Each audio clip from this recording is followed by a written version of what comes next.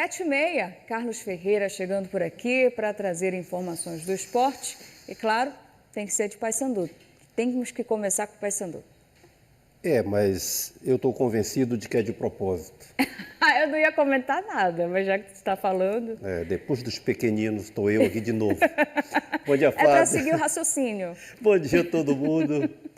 Olha só, Márcio Fernandes, ontem nós aqui no Bom Dia dissemos, está para ser confirmado pelo Paysandu, né? Sim. Porque o próprio técnico havia informado que tinha fechado o negócio com o Paysandu. E ontem mesmo, Márcio Fernandes começou a trabalhar no Paysandu. Ele volta 7 meses depois de ter sido dispensado pelo Paysandu lá na 5ª rodada do Campeonato Estadual e com a missão de repetir a proeza do ano passado, quando evitou o rebaixamento do Paysandu. Ele chegou o ano passado, faltavam 13 rodadas, ele chega este ano faltando 13 rodadas. Ele chegou o ano passado no dia 9 de setembro. Ele chegou este ano no dia 9 de setembro. Ano passado, 39 pontos para disputar, ele conseguiu 23. Se este ano ele repetir a pontuação, o aproveitamento, ele eleva o Paysandu a 44, já que o Paysandu tem 21. Com 44, o Paysandu teria possibilidade de se salvar. Será? Bora ver. Márcio Fernandes em ação no Papão. Eu sempre falo, né? O Paysandu não é uma contratação, é uma convocação. Foi desta forma que Márcio Fernandes desembarcou em Belém, atendendo a um chamado. Tão urgente que foi do aeroporto direto para o clube, comandar o treinamento do dia. E com o novo comandante, tem gente que está se esforçando a mais para mostrar serviço. Então, alguns jogadores que não estavam tendo oportunidade já começam a pensar que possam ter oportunidades, outros que estão jogando também entendem que tem que fazer o máximo porque senão podem sair. Então, isso acontece naturalmente. Márcio é o primeiro e, ao mesmo tempo, o 4º treinador do Paysandu na temporada. Demitido em fevereiro, após um empate contra o Bragantino pelo Parazão, viu Luizinho Lopes e Claudinei Oliveira passarem pelo cargo que volta a ocupar. 7 meses depois, encontra um clube e um elenco que não é muito diferente desde que saiu, mas que precisa reconstruir a confiança. Qualidade eles têm, agora é claro que os resultados fazem com que a confiança diminua um pouco, né? Então a gente espera que a gente possa conseguir já esse resultado para a confiança ir aumentando e aí sim a gente ter realmente um grupo muito bom. E este retorno é envolto em um contexto de coincidências. Exatamente no dia 9 de setembro do ano passado, Márcio Fernandes foi contratado pelo Paysandu. E assim como em 2024, chega com 13 jogos restantes até o final do campeonato, com a missão de livrar o Paysandu do rebaixamento. Só que nesta temporada, a tarefa é bem mais complexa. A primeira coisa que a gente tem que ter para a coisa acontecer é acreditar. Se nós não acreditarmos, ninguém vai acreditar pela gente. Eu vou nesse pensamento, né? Se deu uma vez, quem sabe possa dar a segunda. Agora é acreditar e buscar. No ano passado, o Márcio conseguiu evitar o rebaixamento bicolor para a Série C. Nesta volta, tem a crença e o desejo de repetir o feito. Até porque, como ele mesmo disse no começo, é uma convocação. Eu não pensei nem em projeto, essa é a verdade. Eu pensei nas pessoas que estão aqui, como eu falei, acreditando, né? E vim de corpo e alma, cara.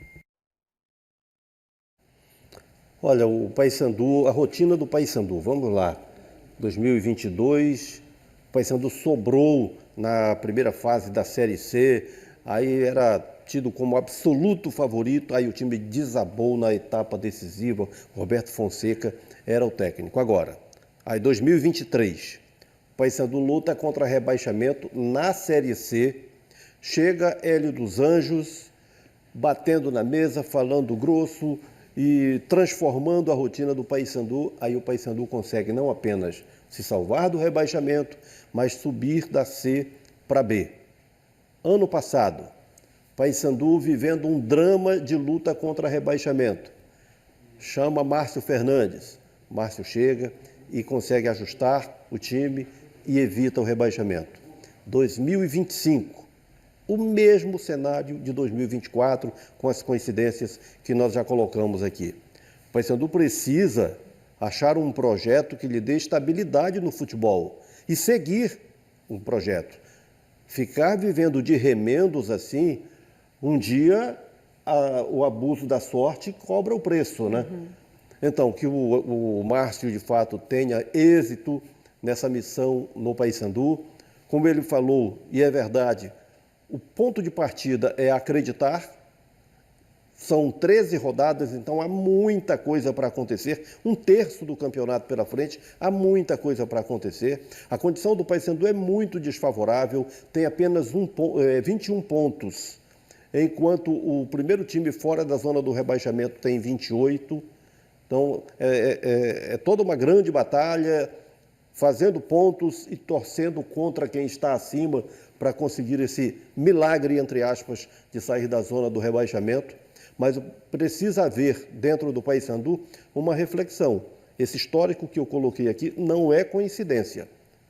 O clube precisa se aprumar, precisa entrar nos trilhos, precisa ter um projeto, precisa se corrigir para não viver nessa sucessão de dramas e com essa política de remendar o trabalho, em vez de seguir um rumo profissional.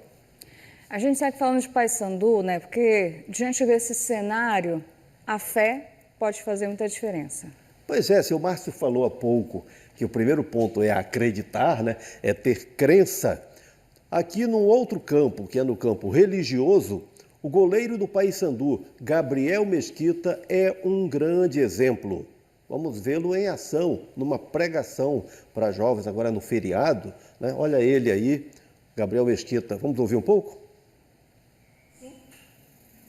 Que tem levantado toda a madrugada e levantado um exército com ele para recitar o Santo Rosário. Então, amado, o Santo Terço é um... Aí o Gabriel Mesquita, a criancinha do Gabriel Mesquita, ele com a família, a esposa que está grávida, e ele se soltando aí na interação com os jovens nesse evento. O Gabriel Mesquita veio de Curitiba, né, onde ele tem a residência fixa, para o Paysandu, sendo zoado aí pela garotada, olha só. A garotada remista, com certeza, tirando maior onda do goleiro do Paysandu. Então, lá em Curitiba, ele pertence a uma comunidade religiosa de uma determinada paróquia.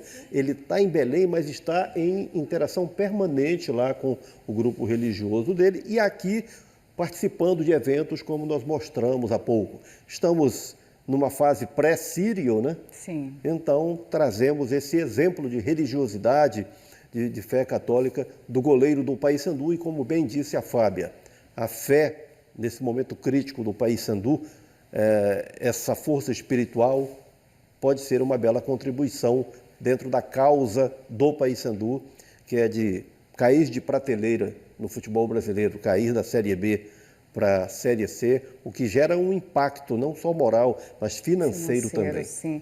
E é muito interessante a Série B, porque essa fase decisiva coincide muito com o Sírio, né? Então, lembrou no retrasado, quando o Paysandu subiu, muita gente no Sírio, no percurso com a camisa do Paysandu, fazendo promessas, deu certo. Então, vamos ver se esse ano também a Santini ajuda para que o Paysandu continue na Série B. Você faz uma boa lembrança. Na Série C, a decisão do acesso ocorre ali próximo ao Sírio. Mas no caso do Paysandu, a permanência na Série B, né, do ano passado, estava nessa fase aqui, desse período de Sírio, e também esse apelo de fé dos bicolores que se renova agora. Perfeito. Vamos seguindo? Agora você vai falar de Leão, é isso? Sim, no Remo essa força da fé está voltada para a conquista do acesso, da ascensão à Série A do Campeonato Brasileiro. E dentro dessa busca, o Remo trata de reforçar o time. Então apresenta um dos seus mais novos contratados, que é o Natan, conhecido como Natan Pescador. O Remo já tem Natan Camargo, Natan Santos, aí chega um outro Natan, que é Natan Alain de Souza.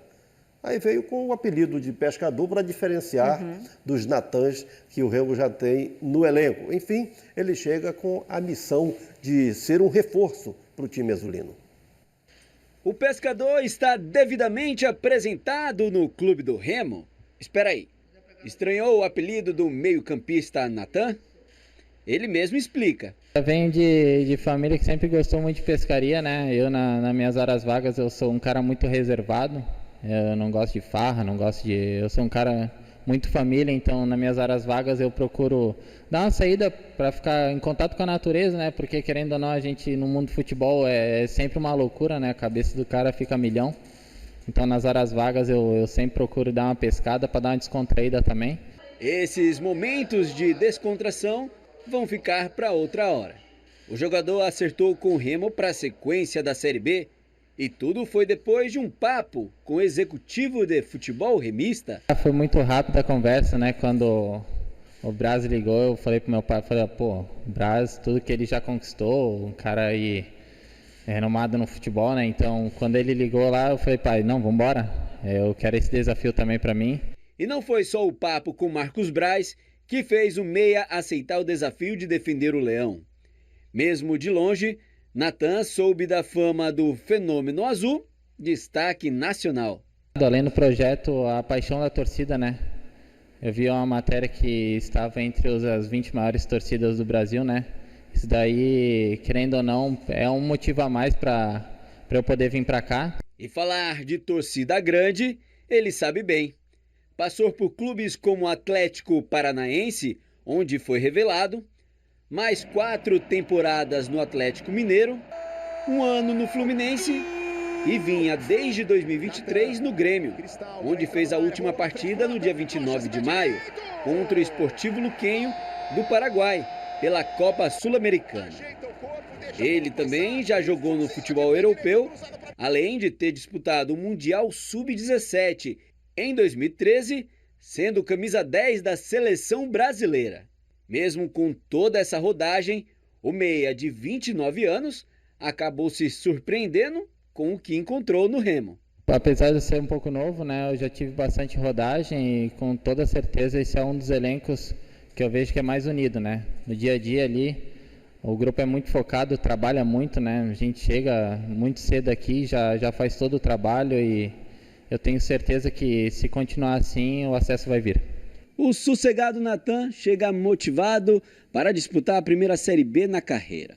Só que ele vai ter bastante concorrência nesse meio de campo azulino. E para um cara que gosta de uma boa pescaria, tá a fim de pescar algo diferente. Quem sabe uma vaga no time titular. Eu sei que o professor está acompanhando todos os dias os treinamentos, eu estou dando o meu melhor. E que seja feita a vontade dele, né? Se for para ser titular, tá bom. Se for para entrar nos jogos, eu vou dar o meu melhor também. O que mais importa hoje é o Remo. O histórico referenda muito bem, né? Campeão mundial com a seleção brasileira sub-17, foi campeão da Série A com o Atlético Mineiro e é um jogador que está aí digamos assim, numa idade que associa uma certa experiência de rodagem internacional, inclusive, com o auge físico, embora sem jogar há 3 meses, mas a avaliação feita no Remo é que ele chegou numa condição física muito boa e está na luta por um espaço, vai pescar uma vaga no time, como bem disse aí o Bruno Amâncio, sossegado Natan, Alain, enfim, mas o Natan, que me chamou muito a atenção na entrevista pela forma como ele se refere ao histórico dele. Foi perguntado a ele, títulos na sua carreira? Ele disse, eu tenho alguns aí, mas não valor. Talvez eu tenha uns 5, mas não valorizou. O jogador de futebol normalmente doura a sua pílula, né? Faz a sua propaganda. E o Natan é bem sossegado mesmo, inclusive nesse aspecto, minimizou o seu próprio histórico, mas é um jogador que chega muito bem credenciado ao Clube do Remo. Disse que era reservado e reservou também aí essa questão de se exaltar, né? Vamos ver aí como é que vai ser no futebol. A gente deseja boa sorte ao Natan Pescador. Quem teria uma bela história para contar, assim, de dourar a sua pílula, seria o Pedro Rocha. Afinal de contas, ele é o artilheiro da Série B. Sim, sim. Vamos mostrar isso aqui na tela, trazendo números, algumas informações a respeito. Está aí, olha, entre os principais artilheiros da Série B de 2025, O Pedro Rocha se destaca com 12 gols.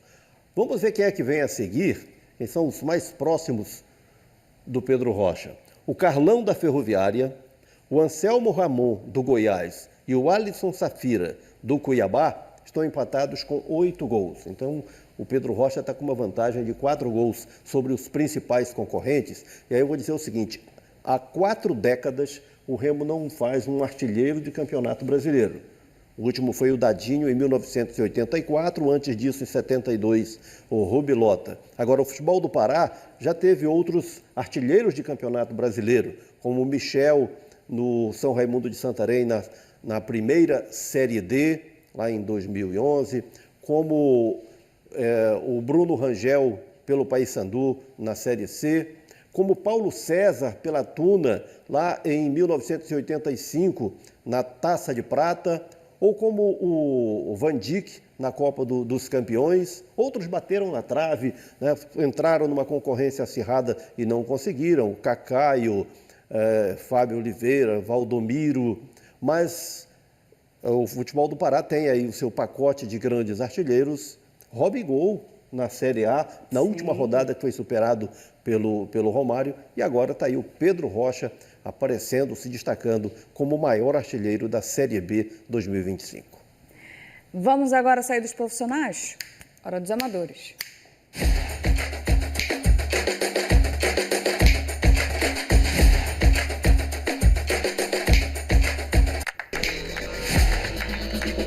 O primeiro na tela é o Tucano Futebol Pelada, que é do bairro da Pedreira, capital.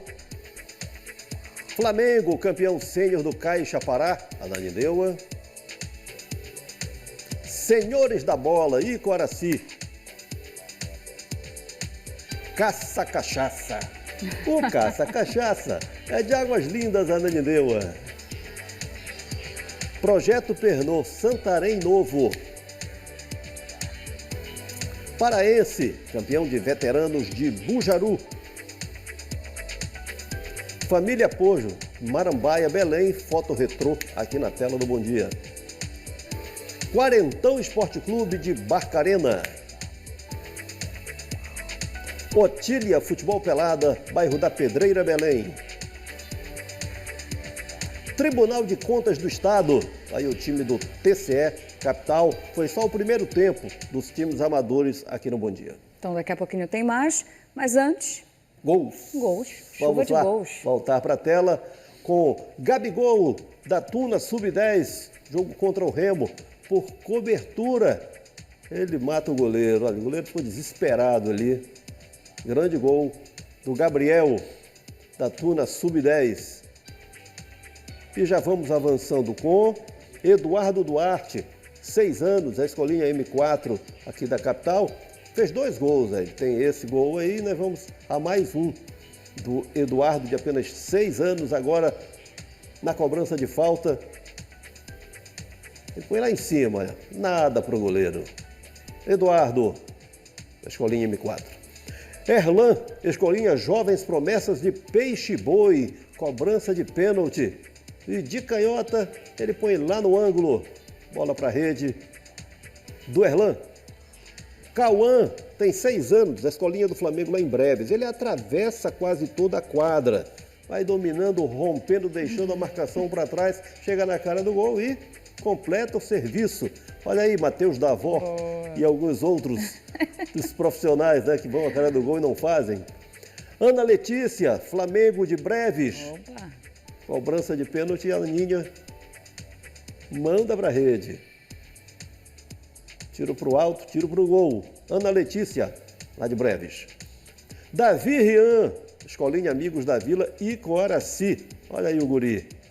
Pegando a sobra, conferindo e comemorando. Mais uma vez a jogada, o rebote do goleiro. E o Davi Rian, oportunista, marcando o seu golzinho. Yuri, do Maracanã, na decisão da Copa Pará Sub-17. Esse jogo terminou empatado, foi para os pênaltis e o Maracanã foi campeão da Copa Pará Sub-17 contra o Castanhal, em Castanhal.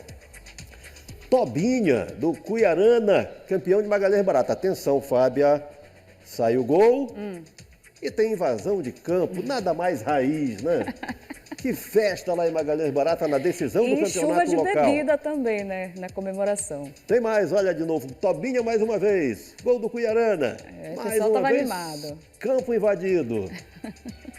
Festão lá em Magalhães Barata no final de semana com essa decisão. E aí, final de jogo. O que acontece no final do jogo? Invasão. Invasão de campo. Cuiarana venceu o Central por 2-0, foi campeão. O Helder Monteiro mandou pra gente essas imagens aqui, esse registro Muito bom. do fechamento do campeonato de Magalhães Barata, essa grande festa. Por falar em Magalhães Barata, deveria estar hoje aqui o Palhoça para receber a premiação pelo gol mais bonito de agosto. Houve um imprevisto, ficou para amanhã. Então amanhã o Palhoça estará conosco aqui para receber das mãos do Apolo Neves a sua premiação, autor do mais belo gol mostrado no Bom Dia Pará no mês de agosto. Até porque amanhã você vai continuar exibindo gols, as fotos, que a fila está muito grande. Exatamente. A partir de agora, também às quintas-feiras, gols inéditos. Temos mais um pacote para amanhã. Eu estou indo, mas no retorno eu vou trazer o Esporte Saúde com a prática esportiva em quadras de areia. Quais as vantagens disso? Opa, eu já joguei muito na quadra de areia. Fechado. Daqui a pouquinho a gente Temos conversa história sobre para isso. contar, então. Até Valeu. mais, Ferreira. Segundo tempo do esporte, Ferreira já por aqui, times amadores. Já para a tela, começando com ousadia e alegria. Time de Capitão Poço, avançando com PJR10 Futsal Belém.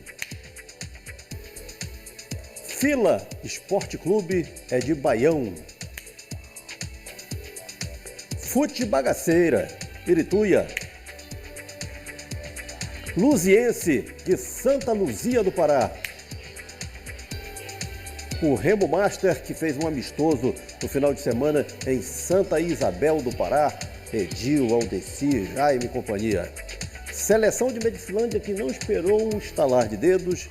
Seleção de Medicilândia foi campeã regional em Brasil Novo. E havia toda uma expectativa para ver a foto do time de Medicilândia aqui no Bom Dia. Aí está na tela. Registrado.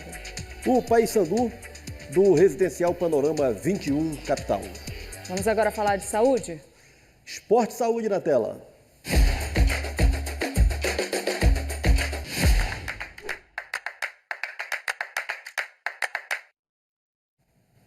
A prática esportiva em quadra de areia. Quais os benefícios? A análise é de um especialista, Ramon Lisboa. Esportes como beach tênis, vôlei de areia, futevôlei, o treinamento funcional dentro da areia são práticas que vêm se tornando cada vez mais populares. Essas práticas, além de serem divertidas, elas trazem inúmeros benefícios para a saúde de seus praticantes, além do que pessoas de diversas idades e diversos níveis de condicionamento podem estar iniciando ali essa prática esportiva. O ambiente geralmente praticado ao ar livre, com convívio entre outras pessoas, faz total diferença. E a areia, ela tem uma absorção de impacto maior, então faz com que proteja um pouquinho mais as articulações, diferente de outras práticas esportivas, como a corrida de rua. E além de que você precisa fazer um esforço físico maior para se deslocar na areia, isso faz com que melhore a sua força, a sua resistência, melhore a sua função cardiorrespiratória. Isso faz com que você tenha, como consequência, uma perda no percentual de gordura, potencializando o seu emagrecimento também. Não está mais do que explicado o quanto vale a pena, não é, Fábia? Sim. Vamos continuar com imagens do pessoal praticando esporte aí na areia, treinamento funcional, o beach tênis, a Vôlei quadra de areia também. serve ao vôlei, ao futebol. Enfim, são esportes que geram todos esses benefícios que nós estamos registrando aqui. E você tem propriedade para falar sobre isso. Eu jogava vôlei de areia. Muito bom, cansa bastante, Olha isso aí que o pessoal está fazendo. Isso daí eu não fazia não, mas deve cansar, dá uma suadeira e é muito bom, viu? Dá um ânimo, com certeza, fazer essa atividade na areia. Se eu jogasse vôlei, eu seria ponta de rede. Ponta de rede. Ponta de fora da quadra. Só uma curiosidade aqui sobre futebol. Ontem o Brasil perdeu para a Bolívia nas eliminatórias 1-0. O gol foi do Miguelito, que é jogador do América Mineiro, que estará em campo contra o Paysandu no próximo sábado aqui em Belém. Bom, Bom Dia Pará fica por aqui. Lembrando que hoje o Jornal Nacional é mais cedo, tá? 7h45 da noite. Ótima quarta. Até amanhã. Tchau, tchau.